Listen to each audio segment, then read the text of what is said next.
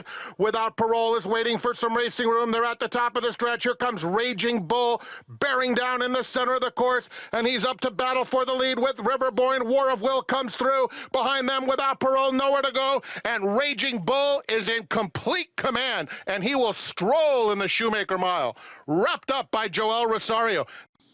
Welcome back to the Racing Rundown here on YouTube. I'm Eric DeCoster. In this edition, we will be discussing the Grade 1 Fourstardave Handicap at Saratoga.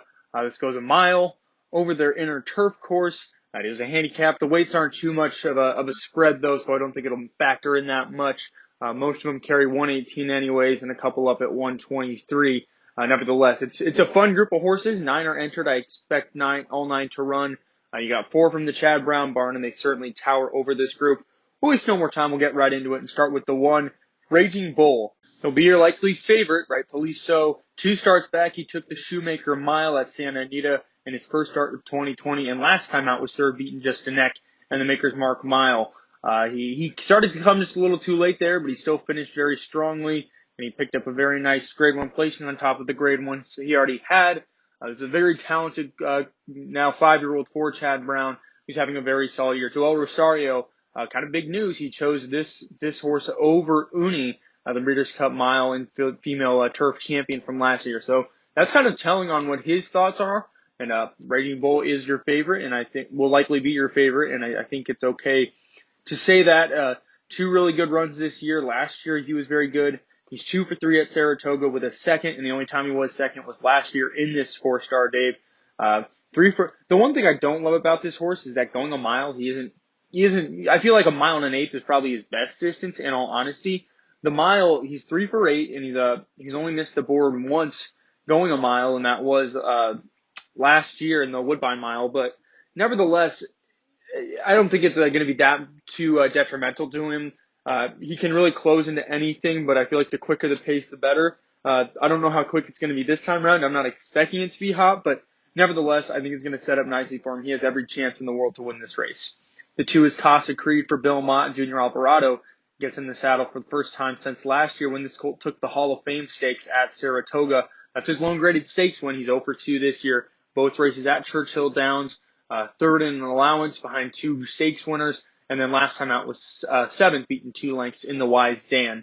Like I said, he does have that win over this course when he took out the Hall of Fame last year. He was very consistent, 3-year-old a year ago, and we just haven't seen a lot of him here in 2020. Don't really know why. He seems like he's just a cut below. I mean, he's just not too proven against these groups. I mean, he hadn't faced older until the beginning of this year, and he ran that really good third first off the bench. So I mean, for a Belmont horse to run that well off a layoff, that's a sign of good things. But then last time out, he didn't run super well in the Wise Dan, even though he was only beaten 2 lengths. He just has to step up massively if he wants to beat this group. I don't really know if I see it happening, but he does like the mile. He's only missed the board once in his 6 career tries going the distance. The 3, Emmaus, was 5th in the Maker's Mark Mile, beaten just a length though last time out. Ran a big race at big odds. He was 5th 2 starts ago in the Wise Dan 2, where he was beaten just under 2 lengths. I mean, that Wise Dan, I know we just talked about it with Casa Creed. Emmaus ran a pretty good race there after a slow start, and he lost to Factor This, who came back to win another stakes at Ellis Park a couple weekends ago. Parlor, the horse that was 3rd, was 2nd in the Maker's Mark Mile. So plenty of good horses were in that race. And then the Maker's Mark Mile itself, he ran a great race there. Emmaus did to just miss finishing 5th. That was a good run. 3 starts ago, his only other run this year is the first of 3. It was an allowance win down at Fairgrounds. He's never really, broken through at the Grade 1 level. He's tried it twice now, and he's been off the board in both efforts. He is graded stakes placed up at Woodbine last year, but they're like kind of the same deal with Casa Creed. There's a lot of questions, and there's a lot more proven horses in this race, and at that point, I have a hard time. Although I do like Emmaus. I did really like him in the Maker's Mark Mile, and I do believe he could run another big race here, but he needs to improve leaps and bounds if he wants to beat this group. The 4 has got Stormy. Interesting, the defending champion, and just very interesting because she has 1 win since that effort. That was the matriarch at Del Mar last year, but she's 0 for 4 this year. Only in the money once. That was when she was 2nd in the Frank Kilroy Mile at Santa Anita. She's dropped her last 2 efforts, though, in the Bogey and the Poker. Those were all the good horses. Rushing Fall, the winner of the Bogey, Social Paranoia, seismic wave, value proposition, and the poker, but well beaten at that. And she's facing an even tougher group now. She's certainly regressed in my mind from, I imagine a lot of people's minds, from 4 to 5.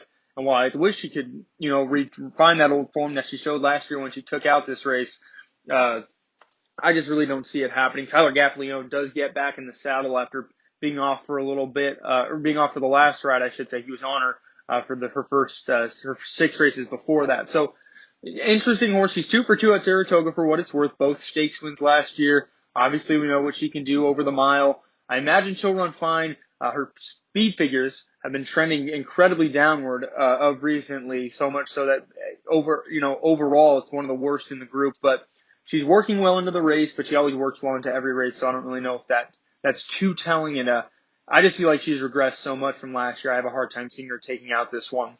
The 5 Halliday, late developing 4-year-old for Todd Pletcher, was 4th in the Bernard Baruch last time out. I feel like he has an excuse there. He got beat to the lead by Some Like It Hot and Brown, the eventual winner there. And I think that if he had been a little bit more aggressive, he probably finishes a little closer. Was only beaten a length and a half at the end of the day in 4th, and he was coming off 2 straight wins before that over some nice horses. I mean, the runner-up from that Sunshine Forever, that listed stakes down at Gulfstream, went on to win the United Nations, and the 3rd place finisher won the poker. So those are two really good horses that Halliday handled pretty nicely in that win. He's going to have an easier time getting to the lead in this race. We'll talk more about that in a second. And there's just some nice things trending for this horse. Todd Pletcher having a very good meet at Saratoga, one of the leading trainers right now, Luis Saez. Always good, especially on front runners. You can't ever discredit his ability on horses on the front end. Halliday, he's 1 for 3 going the mile with a 2nd and a 3rd, so never out of the money. 0 for 2 at Saratoga. Obviously the Bernard Baruch, and then he was 2nd in his 2nd ever start, an allowance race in 2019. So he has the experience. He does like the track. Just has been able to get the job done here. He's a very consistent horse. Love the setup he's going to get. He's certainly one to watch out for. The 6 Uni, we already touched on her earlier a little. She is your defending female turf champion. She was favored in this race a year ago when she was 3rd, way too far out of it early on, but she still finished well to finish 3rd. A very nice one at that, behind 2 horses in this race, got Stormy and Raging Bull. Obviously finished out the year very nicely with that Breeders' Cup Mile. Only start this year came in the Just a Game when she was 3rd behind stablemate newspaper record. Ran fine off the bench, but certainly you would have expected more from a mare who was so good last year. I mean, her only misstep was in this race, and even then it wasn't even that bad of a run, and she obviously finished out the year very strong with back-to-back Grade 1. So I'm willing to, excuse that loss last time out because she lost to a very nice horse, and this race is very wide open. But I don't know. She also regressed with Got Stormy. I'm not willing to say that yet. I mean, she ran just fine, but I mean, it's, if she wasn't able to beat that group or, run a little better, because she just lacks the kick that we're so used to seeing from her. And the biggest thing for me is that Joel Rosario opted to ride Raging Bull instead of Uni, and that's 100% a Rosario choice right there. So I don't love that. Speed figure wise, she is the best in the field,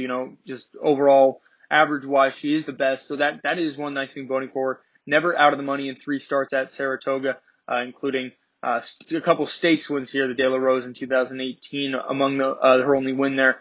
So she's a very nice mare, very talented.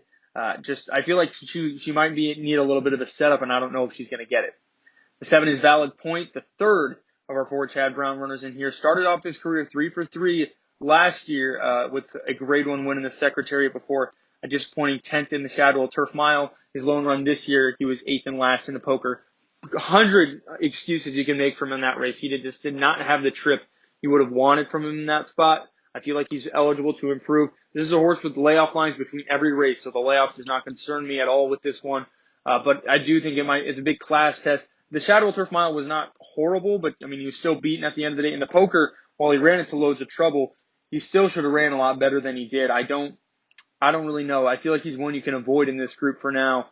He's going to be able to work out a very nice trip. He's going to be able to sit just off the pace, but at the end of the day, I don't really know. I mean, that Secretariat last year, his Grade 1 win was a very weak field. That field was not Grade 1 quality. So while he does have a Grade 1 win to his credit, the substance of that group is not very strong.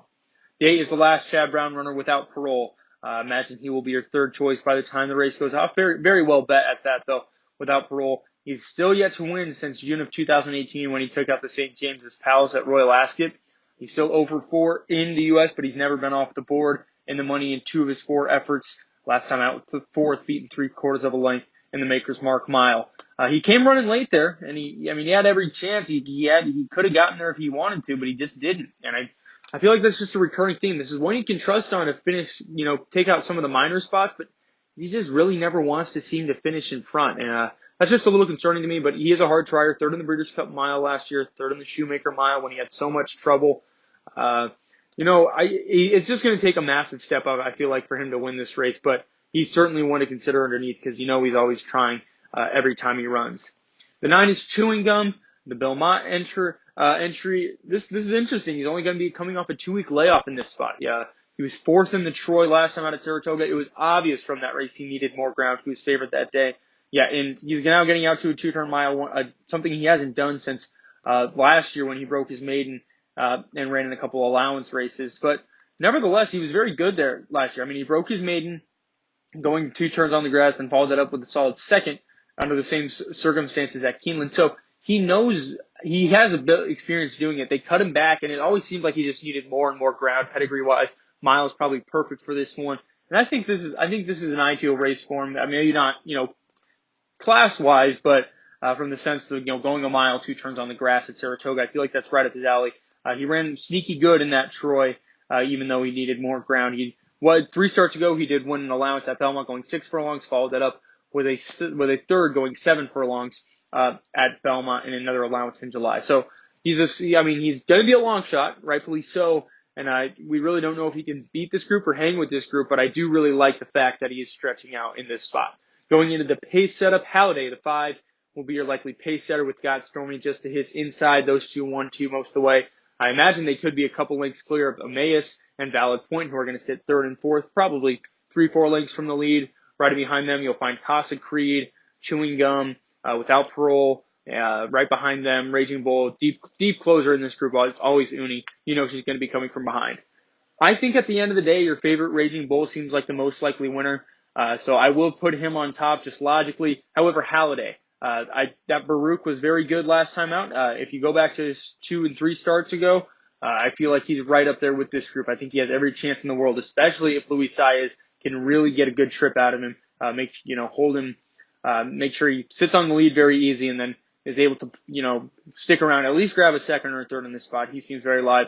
And then I will take without parole to have finished out the top 3. I feel like he's always there at the end. And while he might never win one of these, I feel like he's always going to run a big race. As for the 2 females in the race, Stormy, like I said, I feel like she's just regressed so much. And Uni, I don't like the setup. There's going to be no pace to run in, and I feel like that's just going to compromise her a little too much. So it's a little bit chalky, but I feel like that's kind of the route you have to go here. At the end of the day, though, I hope I was able to help you find an angle to pick a winner. For Eric DeCoster, we'll see you next time on the Racing Rundown. Behavior, leading Juliet Foxtrot by a length and a half. Mitchell Road in 3rd. Storm the Hill is in 4th. Rushing Fall and Uni to the far outside. Here comes Uni down the outside. Uni is coming fast after Juliet Foxtrot, who's taken the lead. Uni coming after her, and Uni just runs right by for Joel Rosario. Uni to win the First Lady, presented by UK Healthcare.